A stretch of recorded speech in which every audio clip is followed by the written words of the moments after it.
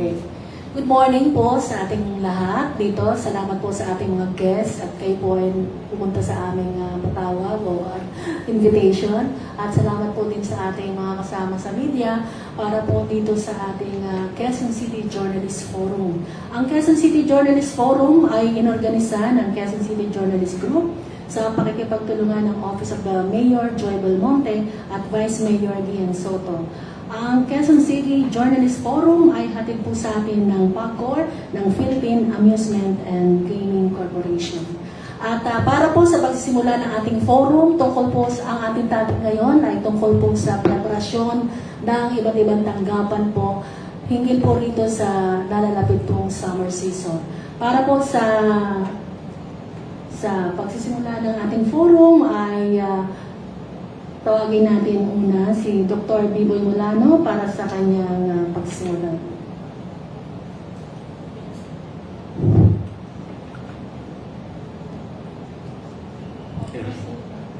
Para sa opening statement po.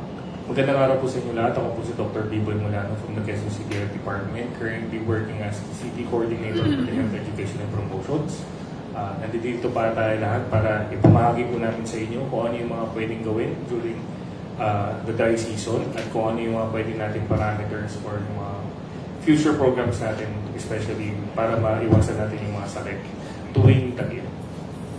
Salamat po, Dr. Biboy Mulano. Next is Engineer Isidro Cacho Jr., ang Vice President for Training Operations, Independent Electricity Market Operator of the Philippines, o IMAP, para po sa opening statement, sir. Magandang umaga po sa mga kasama natin at saka sa ating mga sumusubaybay ngayong umaga. Ako po si Sid Cacho. Kami po yung administrador ng ating tinatawag na electricity market. So, ang aking pong rito is mamaya papamahagi ko kung ano magiging outlook natin sa supply ng kuryente sa ating bansa. Thank you very much po. Kay Engineer Christian Gonzales naman po, ang Department Manager ng Site Operations Management ng MWSS. Opening statement, sir. Magandang umaga po sa ating lahat, sa ating mga tagapanood at sa ating mga tagapakinig. Ako po si Engineer Christian A. Gonzales mula sa Metropolitan Water Works and Sewerage System. Kami po ang namamahala sa patubig at alkantarilla sa buong Metro Manila, pati sa mga bahagi ng probinsya ng Cavite, Rizal at ng Bulacan. Narito po kami upang magbigay ng mga updates tungkol sa ating paghahanda sa nalalapit na tagtuyot. Maraming salamat po.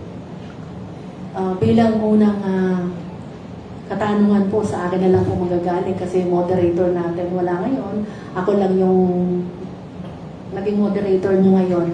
Para po sa inyong mga preparasyon ng iba't ibang tanggapan, maaari po bang i-inform natin sa public ang ating po mga information, mga preparasyon po dito sa incoming summer season? Unahin natin si Engineer Cacho. Salamat,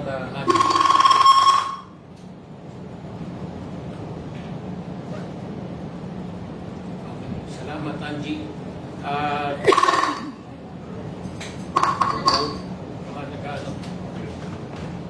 Malapit po kayo. Malapit ako, sorry. Nag-feedback. Pero siguro ng konti. I-release na lang ng konti. Okay.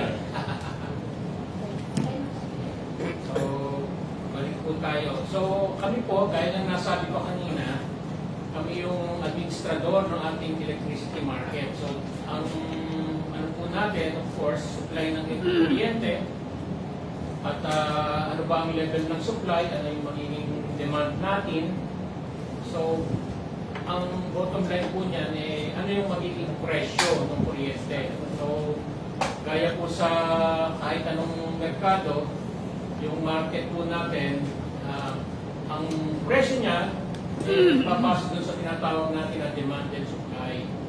So, ito pong darating na summer, gaya ng nakalipas na mga taon, nakikita natin na tumataas ang ating konsumo ng kuryente. So, kapag po tumataas ang konsumo ng ating kuryente, of course, ang ibig sabihin niyan, mas tumataas or mas dumadami yung mag-generate ng kuryente. At kung talagang mataas, ay umaabot dun sa pinapaandar natin yung mas mahal na planta tulad ng mga oil base, yung mga coal plants, para magkaroon tayo ng sufficiente supply ng kuryente. So, pagdating ng summer, yan ang tinatawag natin na peak demand month. No? Kasi, bakit mataas ang konsumo ng kuryente kapag summer? Sa atin po, alam natin na mainit. So, kapag mainit, lahat po nung mga air conditioner, siyempre, nakatodo yan. Lahat ng mga cooling system natin, pati yung mga ref natin, na-stress yan. So, tumataas ang konsumo ng ating kuryente. Ngayon, kapag tumataas, siyempre, yung mga planta rin natin, dahil mainit, o minsan, nagkakaroon ng aberya. So, kapag po nagkakaroon ng aberya yung mga planta natin, na-dispatch o na-susupply ng kuryente yung mas mahal. Kaya, kapag summer, expected na natin yan. So, ano po ba ang natin? Ano po ba ang pwede natin gawin para sa ating mismong sarili, hindi maka-apekto yung pagtaas ng kuryente, no? Kasama po dyan, siyempre, yung yung active na pagtitipid. Ano po ba yung ibig sabihin ko ng pagtitipid?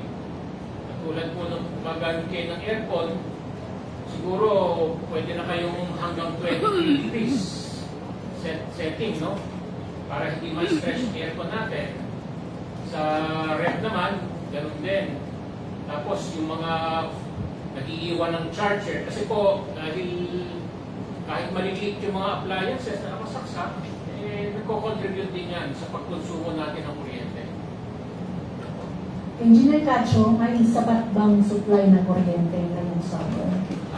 Sa nakikita po namin gato sa merkado natin, meron po, sa Luzon po, nakikita natin, meron naman tayong sapat na supply ng kuryente. Sa Mindanao, ganyan din po. At sa Visayas naman, meron din, pero si Visayas ngayon nakasalalay siya sa supply na galing din sa Luzon at saka sa Mindanao. Meron na po kasi tayong one grid. Interconnected na po yung grid natin at yung sobrang kuryente sa Luzon at saka sa Mindanao, nagsusupply din po sa Visayas. Kaya lang po, gaya ng nasabi ko kanina, ang tinatawag natin na mga stress sa mga planta, nagre-resulta ko minsan sa tinatawag natin na forced outage. So dyan po tayo nakakakita ko minsan ng sa merkado may mga price spikes. Thank you very much, Engineer Cacho. Kay Dr. Molino, Doktor, ano po ang mga sakit na nararanasan ng mga tao, lalo na ng mga taga Quezon City, tuwing summer season, at ano po ang panghahandaan ng inyong tanggapan? Hindi po dito. Magandang tanong po yung magandang araw po sa inyo lahat. Una-una, siyempre, pag mataas yung temperatura ng hangin, usually na i-identify po natin sila as heat index. So, para sa media po, no, para medyo malinaw po tayo, yung actual na temperature ng hangin sa kanang init, iba po siya sa heat index. Ang heat index, ang ibig sabihin nun, yung actual na nararamdaman mo dahil doon sa init o sa temperatura na yun. So, doon sa actual na nararamdaman mo, doon na lumalabas yung mga iba't ibang uri ng sakit. Number one, ang pwede maramdaman ng tao is heat exhaustion. Ang ibig sabihin ng heat exhaustion, doon sa sobrang init, may nararamdaman ka ng pananakit ng ulo, pagkahilo, pagsusuka, pagkairita, pero okay pa yung bodily functions mo. Nakakapagsalita ka pa, nakakausap mo pa ako. Pero usually, mayroon ng mild signs of dehydration. Pero kapag hindi mo ito in-address, o kaya kapag hindi ka uminom ng tubig, pwedeng magpunta ito or magdulot ito ng heat stroke. Ito na yung tipong nauutal na yung tao, hindi ka nakakapagsalita, or nahihimatay na. So yun yung dalawang common na pwedeng maramdaman ng tao. Medyo malala na yung heat stroke. Another common na symptoms or parang minsan nararamdaman ng tao would be cramps, muscle cramps. Ibig sabihin kasi yun, the more that we perspire, the more na namamawis po kayo, the more na electrolytes nawawala sa katawan. So, the more na hindi mo siya nare-replenish, yung muscles mo ay nagkikiro o kaya nagka-cramps. Pangalawa, higit sa lahat, maraming iba't ibang uri ng sakit pa na pwedeng lumabas or maging uso during summer. Isa na dito is rabies. Pero, hindi ibig po sabihin na mataas ang panahon, yun yung dahilan kung bakit tumataas ang mga kaso. Ito yung mga tinatawag natin external factors kung saan tumataas yung mga kaso dahil sa mga environment na ginagawa ng mga tao. Number one is rabies. Bakit mataas ang rabies kapag mainit? Dahil naiirita po o madaling maiirita ang mga hayop. Pangalawa is laging nasa labas ang mga bata naglalaro dahil naghahanap ng mga pwedeng paglaruan. So the more na-expose ang mga tao dahil lumalabas po sila ng bahay, the more maraming aso na gumagala sa labas, the more na dumadami ang kaso ng rabies. Pangalawa is measles. Hindi dahil sa mainit na panahon kumakalat ang measles, dahil kapag during mainit na panahon, humahanap po ang ating mga kababayan ng way para lumabas, para mag-enjoy ng summer. So ibig sabihin, nagiging crowded yung mga ibang lugar sa Pilipinas kung saan sa isang lugar, hindi na ino-occupy nila yung mga sobrang dami tao. Hindi na maganda yung ventilation ng hangin. Kaya mas maraming exposure sa iba't ibang sakit. Pangatlo is sunburn, of course, dahil sa taas ng UV radiation, nagkakaroon ng sunburn ng mga tao. At pang-apat is mata. The more na-expose ang mata to UV radiation, the more na mas prone ito to irritation. At dahil yung sa irritation na yun, lumalabas ang iba't ibang uri ng sakit sa mata tulad ng conjunctivitis at kung ano pa, lalo na sore eyes. At bukod doon, marami pa mga ibang sakit, lalo na kapag kunwari mataas ang temperatura, ang mga hypertensive nating mga nanay at mga tatay, nakakalimutan o nalilimutan uminom ng gamot at tumataas din ang mga kaso ng hypertension. So mas maganda during this time, well appropriated ang mga advisories natin sa lahat ng citizens para kahit paano maiwasan natin ang mga ganitong mga butas. Our preparation, of course, number one, kailangan natin ay pinapaitin po namin yung mga health advisories namin sa lahat ng barangays, sa lahat ng health centers, kaugnay sa mga heat-related illnesses tulad ng mga heat exhaustion at heat stroke. Ikalawa, nagkakaroon tayo ng alert system sa ating city. Actually, if you're going to look at the Quezon City Facebook page, laging sinishare ng Quezon City Facebook page ang mga posts ng Quezon City Risk Reduction Office and Management Office. So dahil doon sa alert system na yun, nakakapagbigay po tayo kagad sa publiko yung mga expected nila na heat index readings in the next 2 to 3 days. At dahil doon nakakapagbigay po tayo ng mas magandang advisory, especially to our employees. Meron tayong guidelines na ginawa na inadapt po ng ating human resource kung saan in cases of heat index 40 degrees and above, so yung mga field operations po natin kahit pa paano, binibigyan po natin sila ng special advices on how to deal with these certain type of situations. And ikatlo, nagkikipag-ugnayan po tayo sa mga paaralan, nagkikipag-ugnayan tayo sa barangay at sa mga ibang workplaces para dun sa preventive measures natin tulad ng hydration breaks, pag-iwas sa mga outdoor activities sa oras na matinding init, at pag-set up ng mga cooling areas kapag kinakailangan. Thank you very much, Dr. Biboy. Ngayon may pakinggan natin ang ginagawang preparasyon ng NWSS dito po sa nalalapit na summer. May sapat bang supply ng tubig ngayong summer? Kay Engineer Christian Gonzalez, ang Department Manager Site Operations Management ng NWSS.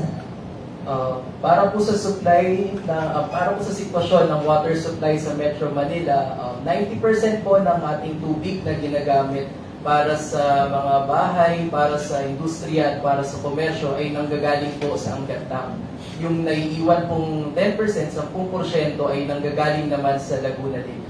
Yung Angat Dam po ay isang multi-purpose dam. Ibig sabihin po, ito po ay tumutugon sa pangangailangan ng domestic water supply, and at the same time, tumutugon din po ang Angat Dam sa pangangailangan ng irigasyon ng National Irrigation Administration.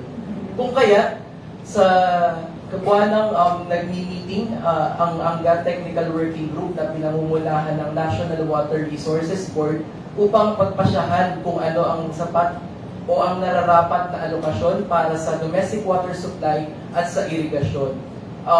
Ginagawa po ito ng National Water Resources Board upang masiguro na sapat ang supply para sa domestic water supply at sa irrigation habang kino-conserve naman po yung natitirang supply ng Angat Dam at sinisigurong ito ay maglalas para sa buong taon at para sa mga susunod pang taon. Ngayon pong Pebrero, ang alokasyon ng MWSS na na-approve ng National Water Resources Board ay 52 cubic meters per second. Yan po ay sapat upang tumugon sa raw water requirements ng tatlo po naming konsesyonaryo. Una, ang Maynilad Water Services Incorporated na nagsisilbi po sa west zone ng ating service area. Pangalawa po, ang Manila Water Company na nagsisilbi naman po sa east zone ng aming service area. At pangatlo po, ang Luzon Clean Water Development Corporation na tumutugon naman po, nagbibigay po sila ng treated bulk water sa buong probinsya po ng Bulacan. Para naman po sa buwan ng Marso, tayo po ay humiling ulit ng 52 cubic meters per second sa National Water Resources Board na kanila pong pagpapasyahan sa kanilang meeting na magaganap later this week. At kami po ay optimistic, very positive po kami na given that currently the elevation of the Angat Dam is 205.85 meters above sea level, we are optimistic that we will still be given 52 cubic meters per second for domestic water supply para po matugunan yung raw water requirements ng Manila Water, Maynilad at ng Luzon Clean Water Development Corporation. Gayunpaman, kahit tag-init po o hindi po tag-init, naka-antabay po, naka-standby po yung mga augmentation sources ng ating mga concessionaires. Number one, meron po tayong mga modular treatment plants sa Cavite para po sa service area ng Maynilad sa south. Ayan po ay mga dating dams ng National Irrigation Administration na yung dati po niyang purpose ay magbigay ng irrigation, magpatubig po for irrigation. But ngayon po, since hindi na po siya nagagamit for irrigation, atin po siyang i-repurpose for domestic water supply. We also have deep wells. Although there is a moratorium po sa paggamit ng deep wells, kapag kailangan po siya, nabawasan po yung ating alokasyon sa Angat. Kapag dumating po yung pagkakataon na yun, pwede po natin i-reactivate yung ating mga deep wells for a short period of time para po makapag-augment sila sa ating raw water supply. Marami rin po tayong mga cross-border points para po makapagtulungan naman po yung dalawa nating concessionaryo. Ibig sabihin po, kapag yung Manila Water po ay merong sapat na tubig, pero yung Maynilad po ay may kakulangan, pwede pong magtulungan yung dalawa nating concessionaryo upang matugunan yung raw water requirements, yung treated water requirements ng kanilang bawat service area.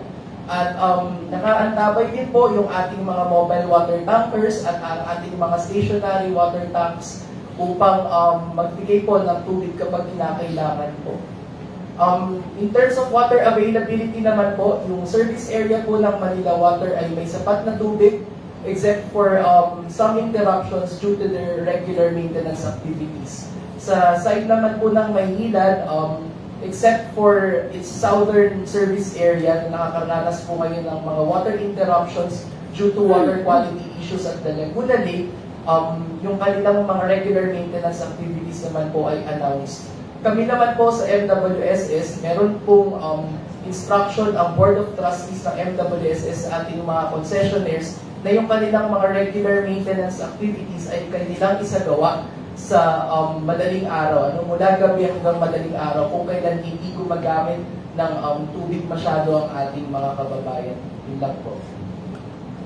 Engineer, yun pong 52 cubic meters na request nyo na additional, this is for the purpose of summer only? Para po ito sa Marso, April at Mayo, sa mga susunod pong buwan, ang ating pong request ay 52 cubic meters per second sa MWR.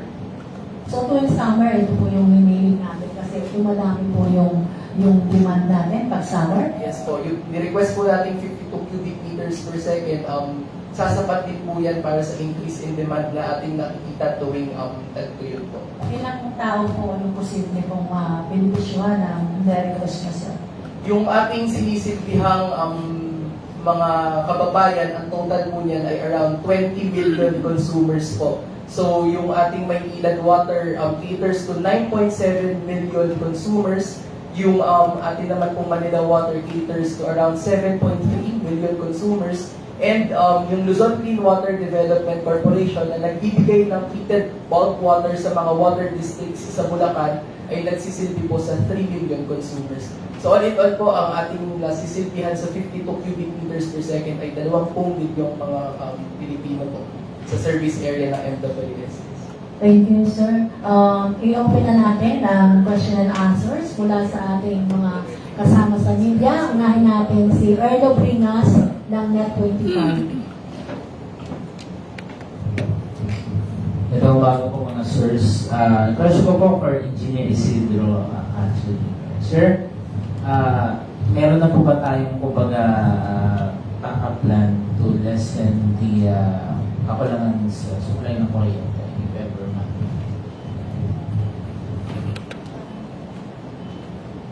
Kung sakali po, magkaroon tayo ng kakulangan sa supply, of course po, ang nakaset up na naman ng mga mekanismo dyan, yung tinatawag natin na mga programs ng ating ERC sa pagtitipid.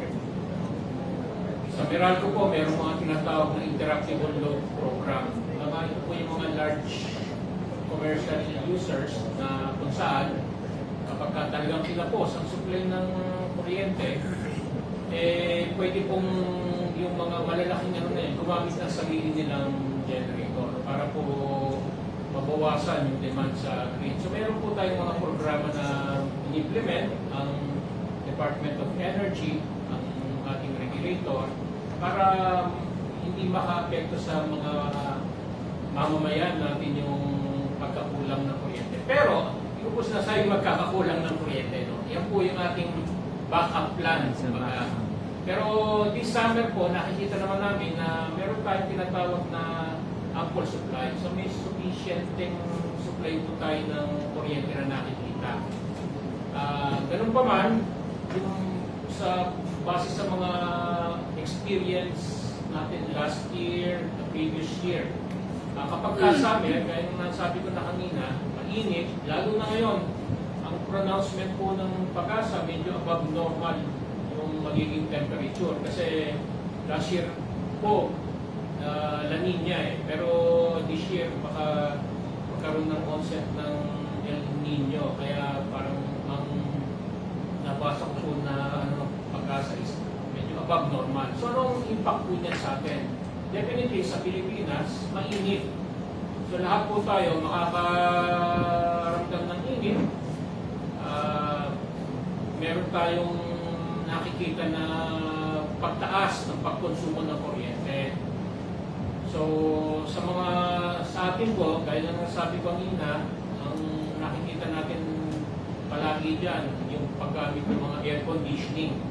Yan ang lahat tayo, kahit paano nakagamit yan. Punta tayo sa mall, or sa bahay, sa kwarto, sa gabi, po ba? So, kaya ang isang sa paggamit ng kuryente, malaking bagay po yung tayo mismo magkaroon ng initiative na consciously yung pagtitipid. No? So, kahit pa paano po kasi, of course, alam natin, tataas yung konsumo, so madadagdagan yung babayaran natin, kaya lalaki yung bill natin ng kuryente. So, kung matitipid natin or hindi natin mapalaki ng gaano yung pagkonsumo natin ng kuryente, ibig sabihin nun, makakatipid din tayo sa pagtaas. So, yan po yung mga bagay-bagay na kailangan conscious tayo, lalo na pagdating ng ito, nagsisimula na yung pagtimid po, no? At makikita po natin yan, Abril at Mayo, yung mas matinding impact ng pagtaas ng konsumo ng kuryente. Kasi po, sa supply drain naman, ang epekto niyan, yung mainit, siyempre yung mga planta natin, ganoon din, nasa subject do sa tinatawag na heat stress. Nasabi dito, hindi lang tao, pati yung mga makina. No? So siguro nararamdaman din nyo yan sa mga kapag sa sasakyan nyo, yung aircon na sasakyan, pagka sa summer, mararamdaman nyo medyo hindi ganun kasing ano yung paglamig ng aircon ng sasakyan. So ganyan din po. So ibig sabihin nun, maaaring magkaroon tayo ng tinatawag natin na force outage. Pero gaya ng nasabi ko kanina, may mga backup plans na po na tayo naka-place para ma-address natin yung mga ganong situations. Thank you, sir. Kay, ano naman po, kay Dr. Biboy. Doc, can you tell us po na ano po yung kadalasang sakit na naglalabas kapag panahon po ng tagig? Yes. Nasabi ko kanina, ulitin ko ulit. First of all, siyempre yung heat exhaustion, saka heat stroke, and cramping. Yun yung most common na pwede din maramdaman. Pero other than that, there are some certain illnesses or diseases kung saan mas nagiging mataas yung infection rate nila during summer dahil sa social and behavioral na ginagawa ng tao during summer season. Especially pag lumalabas, kumikimik ng madaming tao or parang nag-beach or everything. So, one of those diseases is sinasabi natin, number 1, sunburn. Number 2, actually, hindi ko na bakit kanina, pero food poison. Food poisoning is actually common during summer. Bakit? Kasi lalo na yung mga naka-food pack na under the heat of the stress, heat of the direct heat, medyo mas nagkakaroon ng moisture and humidity doon sa loob ng mga canister. So, mas madaling mapanis at madaling mag-replicate yung mga bacteria doon sa loob ng mga kainan. Kaya nga, abiso natin dyan kapag kakain sa karinderya, amurin mo muna yung pagkain kung kung panis na or something. Pero regarding water naman, pausa ko si Julian kanina, sa water naman po, we have 360 water sampling sites in Quezon City kung saan I'm proud to say QCL department 100% satisfactory yung regulatory water sampling sites natin. So, ibig sabihin safe and efficacious yung water natin dito sa PQC. Next is rabies dahil yung nabanggit ko kanina, medyo irritable yung mga aso at mga pusa at madalas lumalabas ang mga bata during summer season. So, yun yung mga nagiging factors mo. Next is sore eyes, pwedeng asthma, pwedeng tick dust, at pwedeng insect bite-related diseases. Actually, tumataas din ang kaso ng dengue during summer season, which is, napansin nyo, last year, nag-declare tayo ng outbreak during January, February, March, April. So, bakit gano'n? Mainit na nga, tumataas pa rin ng dengue cases. Dahil yung sources pa rin ng breeding sites ng mga lamok, tulad ng dengue, pwedeng man-made. Lagi nagdidilig, tapos doon sa pinagdidiligan, nai-impact yung tubig, pwede rin pa rin yung pag-itlogan, pamugaran ng mga lamok. So, hindi safe to say na pag yung mainit, mababa ang cases ng dengue. Meron na. So, yun yung mga kailangan natin pantayan during summer. But Doc, yung sa food handling, so, especially mga karinderya, Yes. yung QC Health Department ba parang may weekly or monthly na inspection po na ginagawa sa Yes, mga meron. At bukod pa dyan, meron mga concerned citizens. Madaming concerned citizens sa QC. Marami rin kami natatanggap na concerned citizens sa Quezon City Health Department. Sir, baka pwede pong check yung mga ganitong mga lugar, mga ganito. So, pinupuntahan natin yun. Dinudulog natin lahat yung mga hinaing ng mga QC residents natin. And aside from that, the most important thing is they must follow actually the protocols of the Quezon City government. All food handlers in Quezon City should have a health certificate. Diba? So, yung health certificate yung madali lang apply po, QC services lang kasi purely online na po tayo ngayon. So, yun. Pero aside from that, syempre, yung regulatory ways namin, Quezon City Health Department, we do random spot checking also of establishments, especially food establishments, regarding their capability on handling. Thank you po, Doc. Thank you po. Next question from Nico Bagsik of DZNN. Ay, sorry, na-stuck na pala yun. Magandang umaga po, gentlemen. Isang question lang po sa akin for Doc B-Boy since na-mention yung po yung food poisoning. And there are also cases na mga heat stroke, hypertension. May data po ba kayo na pwedeng ma-share with regards to casualties nung nakaraang summer para meron lang po kaming comparison for what can we expect this year? Mas tumataas din ba yung fatalities due to these cases po? Yeah, that's a very good question, Sir Nico. I could actually give you the perfect data for this regarding this one. I just have to consult with the Quezon City Epidemiology Surveillance Division. However, for the heat stroke, wala actually. We have 0 reported cases of heat stroke from our Sentinel hospital sites. No? Pero this might actually be hindi accurate yung data pa kasi most likely baka underreported din yung mga ibang disease reporting units na hindi accredited ng Department of Health. Pero for Department of Health and QCLGU hospitals, I actually had them ask the data previous weeks ago kasi meron akong narito for the past sa Japan. Wala tayong na-report actually na casualties related to heat stroke for the past few, for the year before. Parang ganun. But I have to get back to you on that one. I have your number now. Okay, next question from Christian Vascones of PRTV.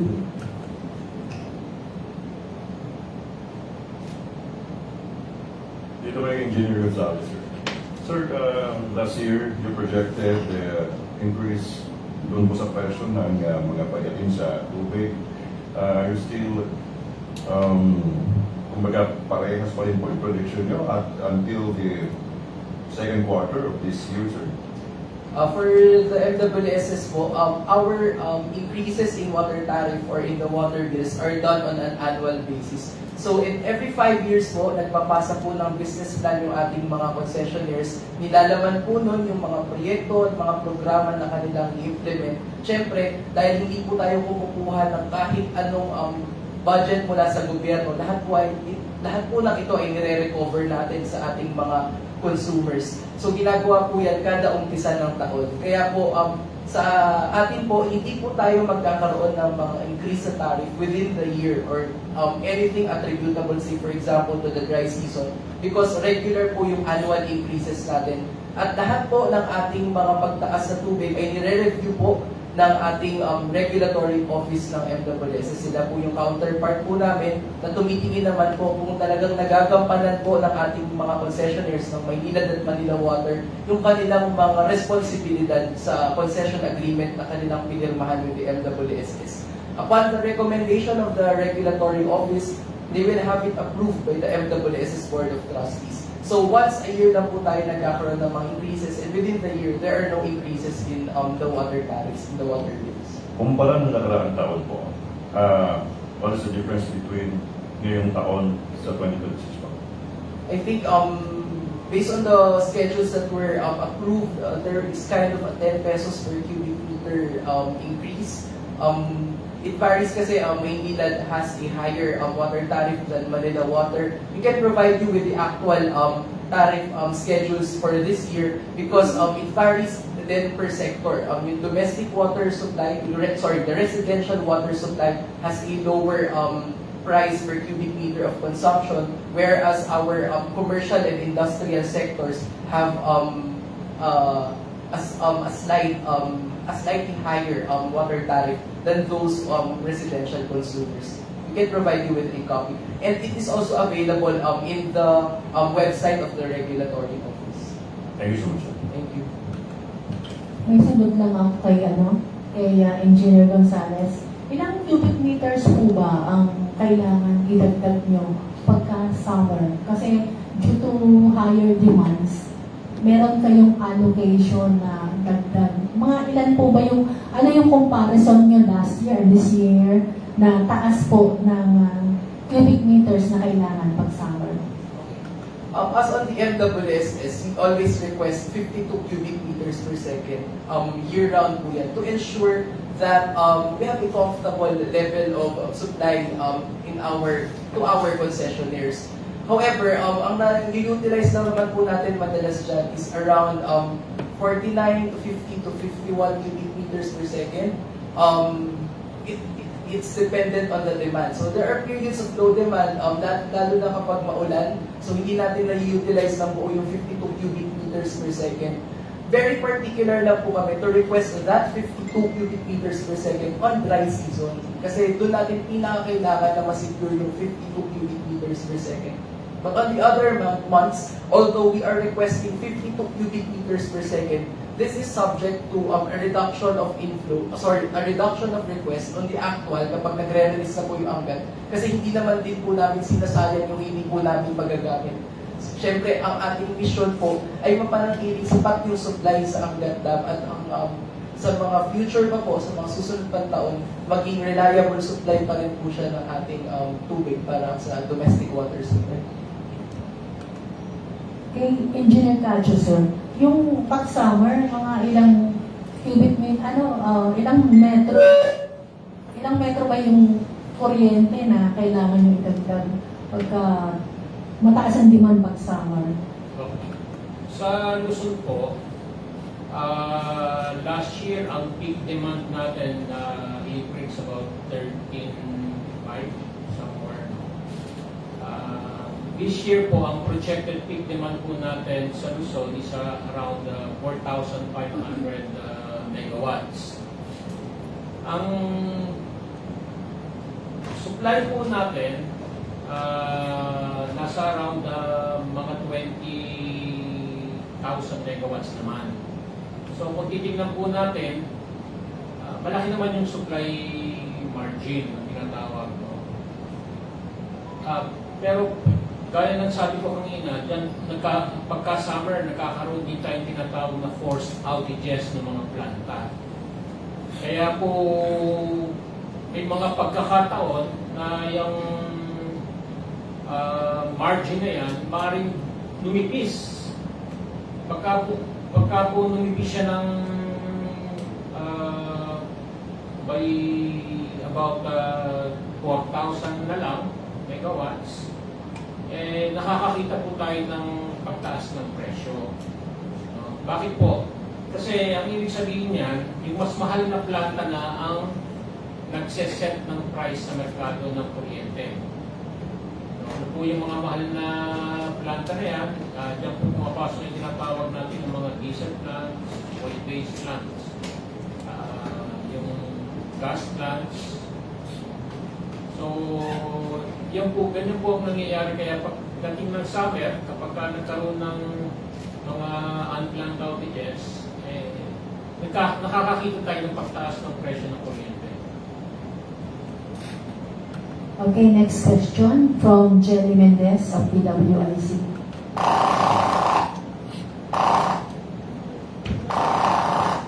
Sir, may pinagkaiba ba yung dry season sa El Nino?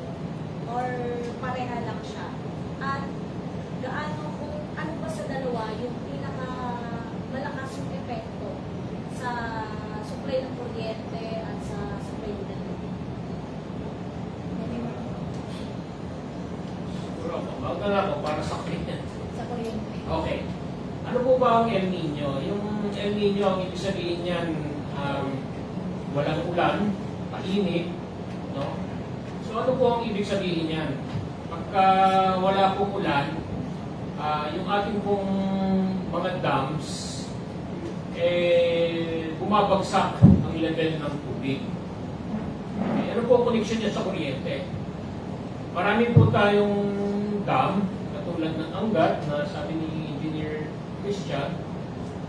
Meron tayong Maga, meron tayong Ampuklaw, marami tayong lalo na sa Luzon. So, ang epekto ng mababang level ng kuryente, ng tubig, is mababa din yung magiging supply ng kuryente mula sa mga hydro plants.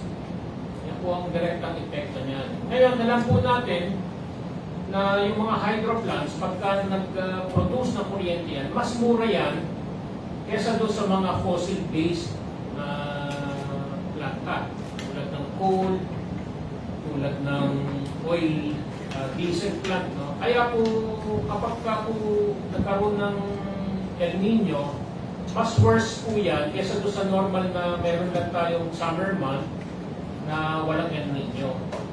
Kaya tumataas din directly yung presyo ng kuryente natin dahil mas mahal yung nagsusupply kasi nawawala yung mas mura na supply. So, mas malaki ang epekto ng El Nino compared sa dry season na as talagang normal talaga yung Opo. sa Ganun din po sa MWSS, mas matindi yung epekto ng El Nino, lalo na sa sa pagbaba ng elevasyon ng ating mga dam na binabantayan hanggat Ikwat Lamesa kumpara sa normal na dry season. So mas matindi yung init. Kapag mas matindi yung init, mas nag-evaporate yung tubig sa ating mga dams at sa gayon mas mabilis yung pagbaba ng elevasyon sa ating mga dams. Babalikan ko lang po yung isang katanungan kanina tungkol sa tariff po, sa tariff increase. May tinanong kasi kung magkano yung itinaas ng water tariff, yung water bill natin kumpara sa nakaraang taon. Yung nasabi ko po kanina ay 10 piso. Pero yun po ay nagre-representa na para sa 10 cubic meters of consumption. So that means na per cubic meter po yung ating mga increase lang for residential consumers ay 1 peso to 2 pesos per cubic meter po. And for our industrial and commercial business groups, that is 3 pesos to 5 pesos per cubic meter of consumption po. Maraming salamat. Last na lang po, yung long-term solution po ng pareho, supply ng kuryente at especially sa mga dams po na maapektuhan kung paano mapapanatili sa pagka-supply ng kuryente.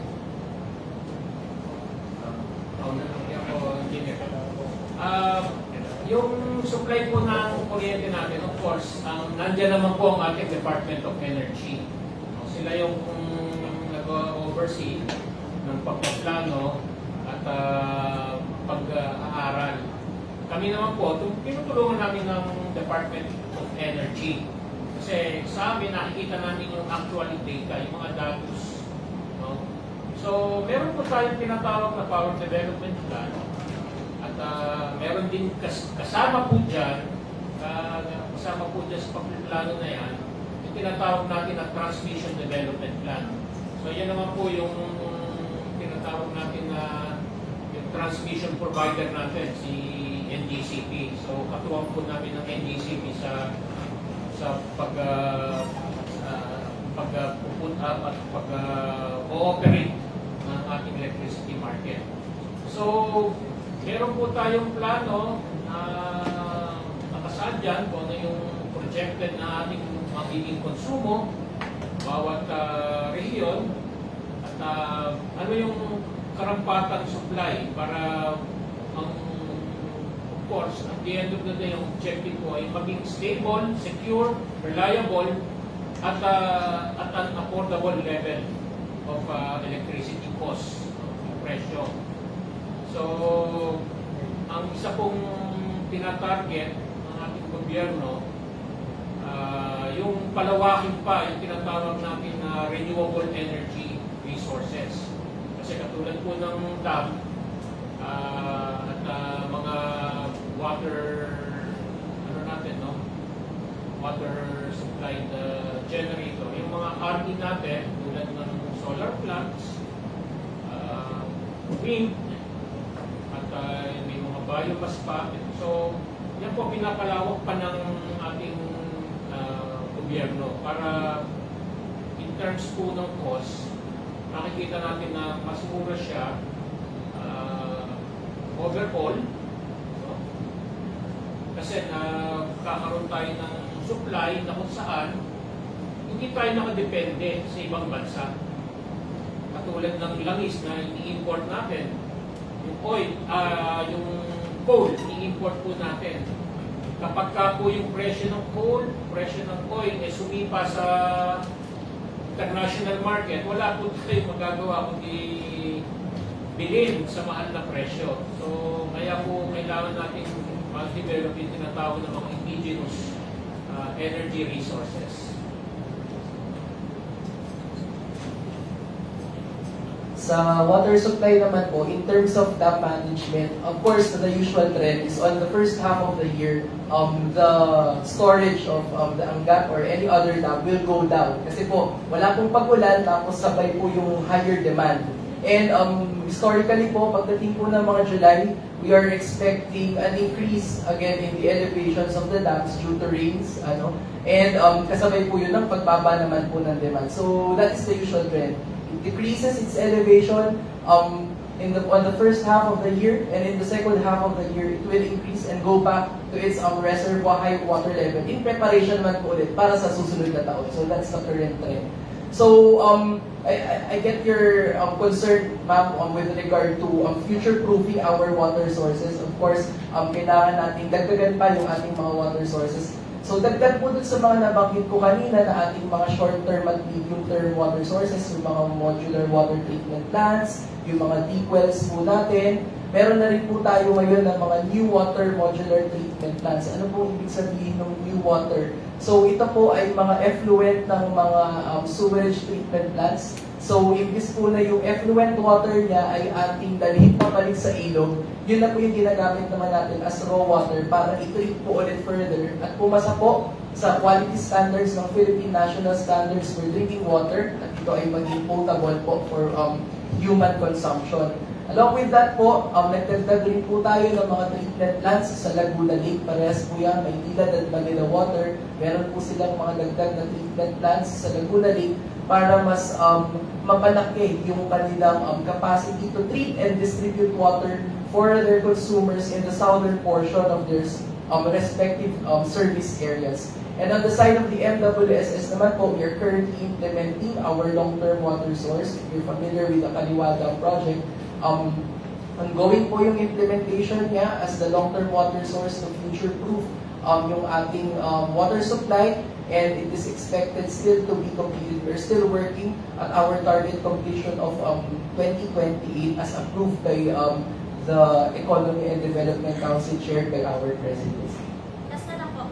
Sir, sa side po sa kuryente, may isinusulong kasi na batas sa Kamara na gawing libre yung supply ng kuryente, yung mga konsumo ng mga 135 kilowatt hour or katumbas ng 2,000 pesos per month, isinusulong na gawing libre. Pagod po ba kayo na sa batas to or on your side maaapektuhan yung ibang company din ng kuryente?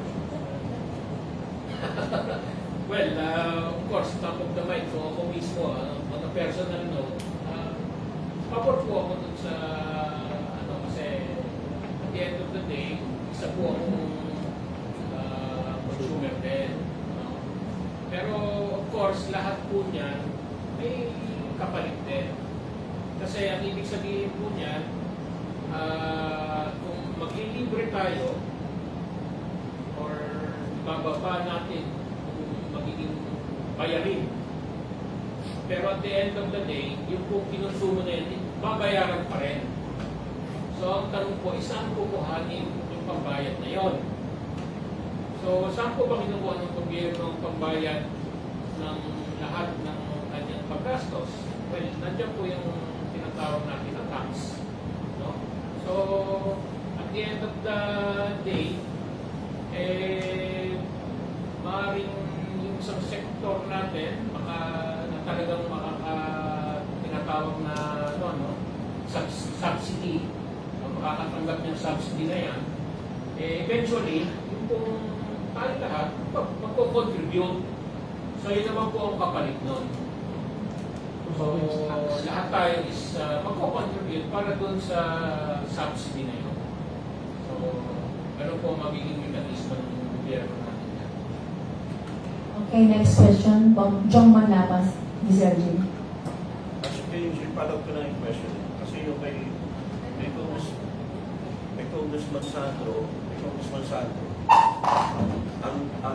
kasi yung kasalukuyang batas ng umiran niyo, yung seal ng almost seal na sila yung batas na sinusulong ni Congressman Sandro. This time, sinasabi nyo na yung nakakalibre ng kuryente, ipinapasa rin sa consumer.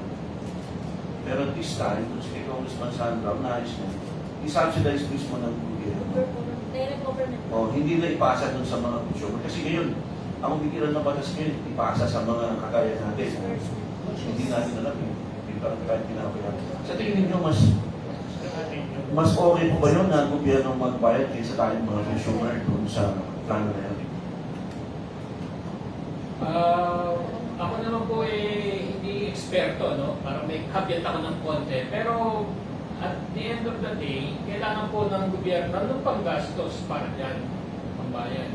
So gaya ng nasabi ko rin, saan po kukuhanin ng gobyerno yung pambayad na yon? So sabi nga nito, nagreact agad kanina baka sa GAA daw kukuhanin. Kasi kung hindi sisingilin, kung hindi natin babayaran, ibig sabihin yan, hindi natin makikita sa electricity bill natin, pero babayaran pa rin siya ng gobyerno. So, yung gobyerno mismo ang mag-allocate ng budget. So, ibig sabihin nun, sasama doon sa ating tinatawag na annual budget, national budget. So, ganun po yung magiging, sa aking pananaw, magiging proseso para doon. Pagod po ba kayo?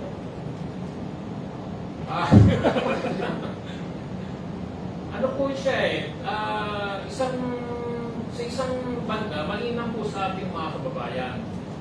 Okay. Kasi makakabawas siya ng gastusin, lalo na kung ito, yung talagang ang makikinabang, yun talagang dapat makinabang. Yun po siguro yung isang punto na dapat siguraduhin, na yung talagang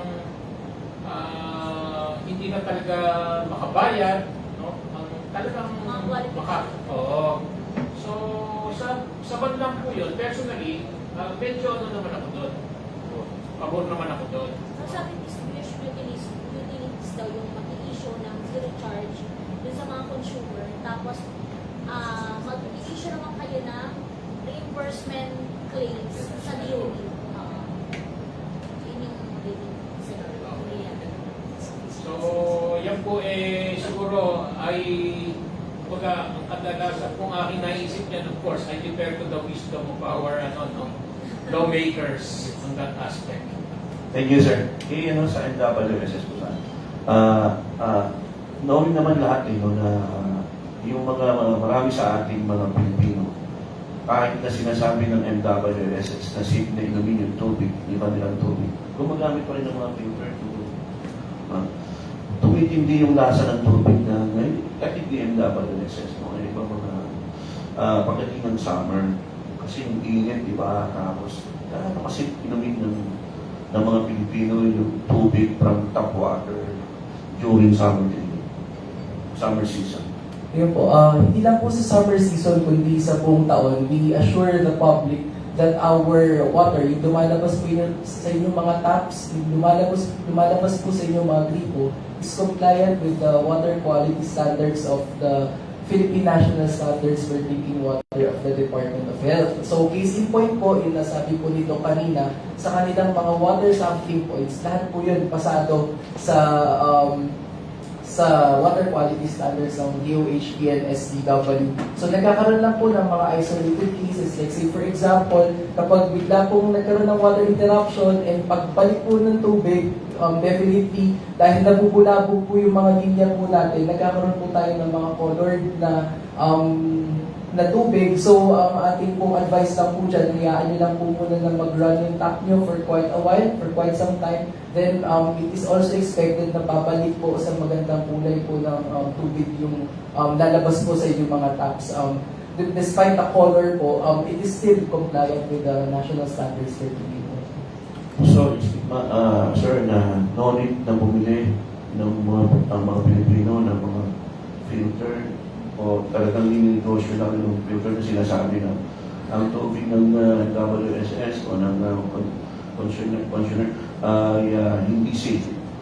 We cannot prevent naman po the water refilling stations and those who are using water filters to provide another level of comfort sa kanilang mga tahanan if they are using such. What we can only provide is an assurance na yung tubig po na lumalabas sa taps natin sa ating mga gripo ay pasado po sa Philippine National Standards for Drinking Water. Actually po, yung water quality is one of the key performance indicators na binabantayan ng regulatory office ng MWSS sa ating mga konsesyonaryo. What does that mean? If there will be a case or a scenario, a circumstance na yung kanilang water quality ay hindi pasado, no? The corresponding sanctions and penalties may be imposed to our concessionaires if the water quality that they deliver to the homes of our consumers do not qualify or comply with the standards of the Philippine National Standards for Drinking Water. So, nilinegosyo lang talaga yung filter. If they could provide another level of comfort at meron silang consumer base, that is how their business is going po. And on our side, lalo naman po, kasi it's the middle class na mas nakakapagbigay ng level of comfort through water refilling stations and water filters. Pero yung atin pong mga mas mababa na classes, social classes na C class, D class, E, they don't subscribe to water filters, water refilling stations, and they only use what is running from their taps. And so far naman po, wala po tayo natatanggap na malaking reklamo tungkol sa water quality na kinokonsumo ng classes C, D, and E. Yun po yung kasagutan po natin.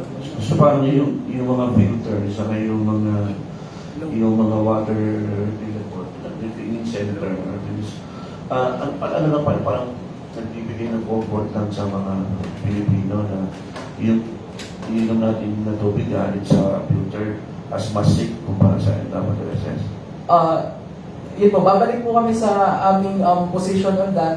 That is another level of comfort. But in itself, yung lumalabas na po sa gripo ay safe na po yun. Potable water na po yun. Dahil yun po yung commitment po namin sa aming mga consumers. Salamat po, sir. Siya na lang po, ang alam ko, Quezon City, si Mayor Joy talagang napaka-strict niyan sa pagkain.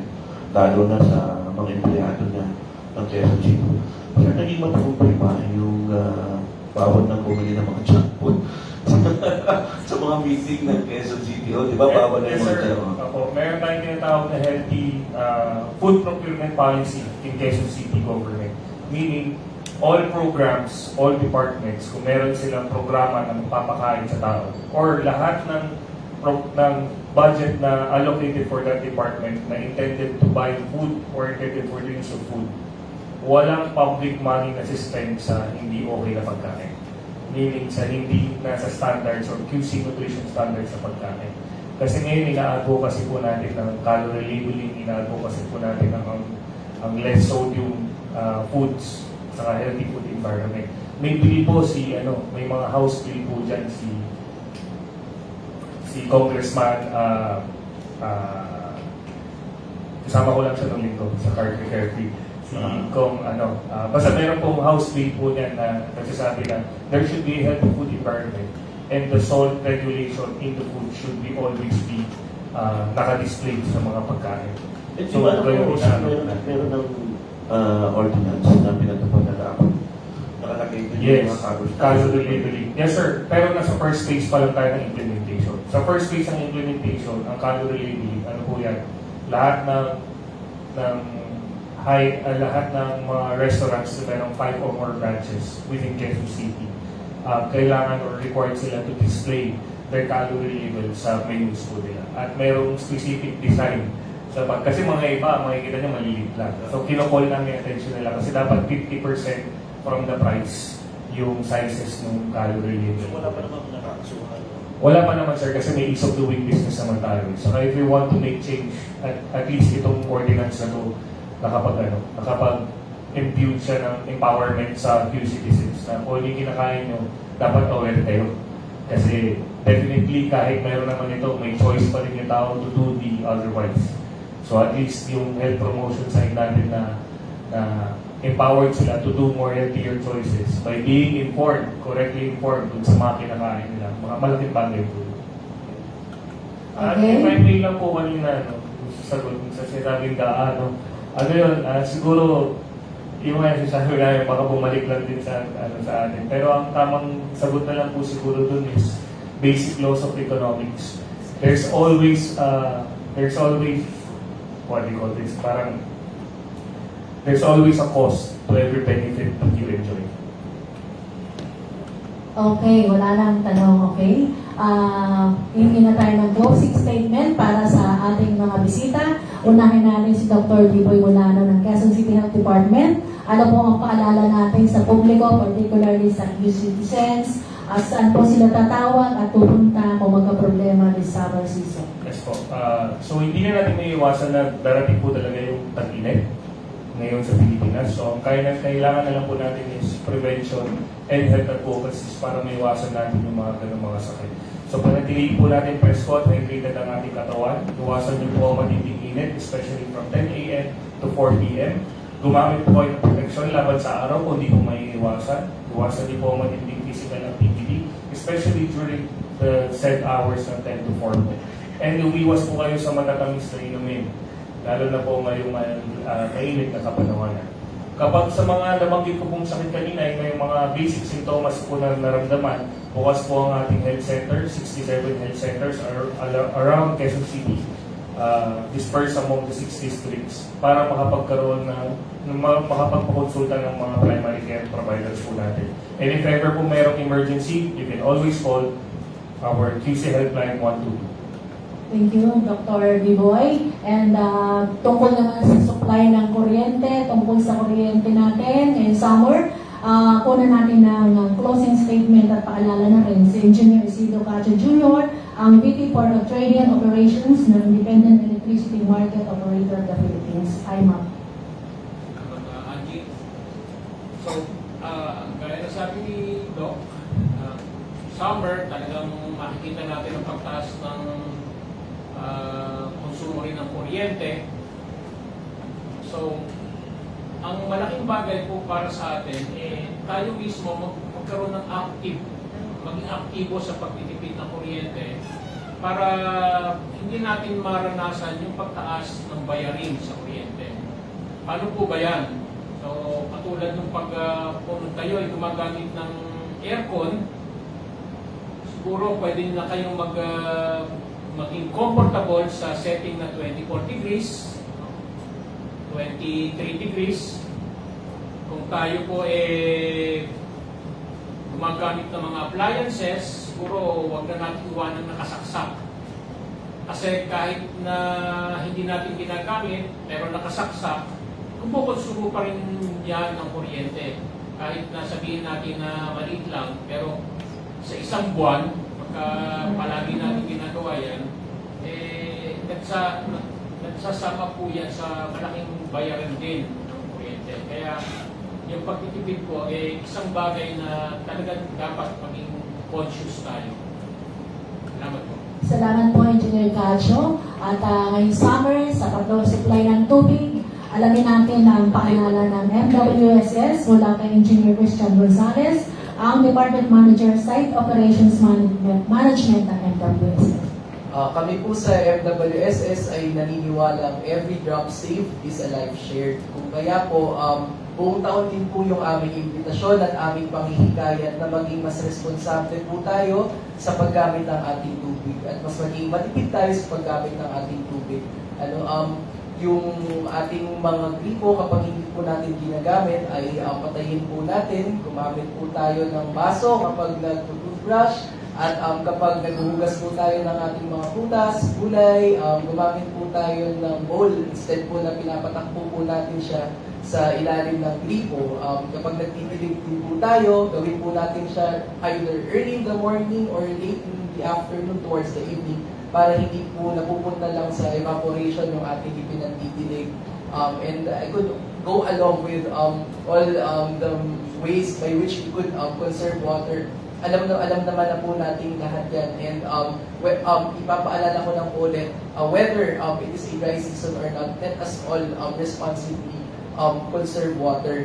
For all your concerns, kapag may nakikita po kayong tulo, meron po kayong mga leaks na na-observe, you could report it directly to our concessionaires, hotline 1626 for Maynilad and hotline 1627 for Manila Water. On the side of the MWSS naman po, we have a customer contact hub para po sa inyong mga concerns. Nasa social media networks po namin siya, and siguro babanggitin ko na rin po, Ito pong customer contact hub, ang sasagot po dito sa inyo ay mga empleyado po talaga ng MWSS, hindi po mga prompts lang po yung sasagot sa inyo. Ito po ay para po sa mga smart users, you could contact 0943-464-8776.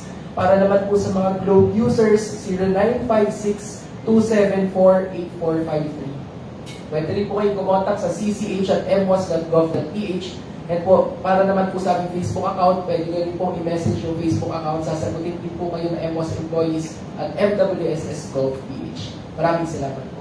Okay, thank you very much sa ating mga guests from IMA, from Quezon City Health, and from MWSS. Maraming salamat po. At sa ating mga kapatid sa media, maraming salamat po. Ang Quezon City Journalist Forum ay hinatid po sa atin ng PAGCOR, ang Philippine Amusement and Gaming Corporation. This is Angie De La Cruz ng Filipino Star. Maraming salamat po. Magandang tanghali.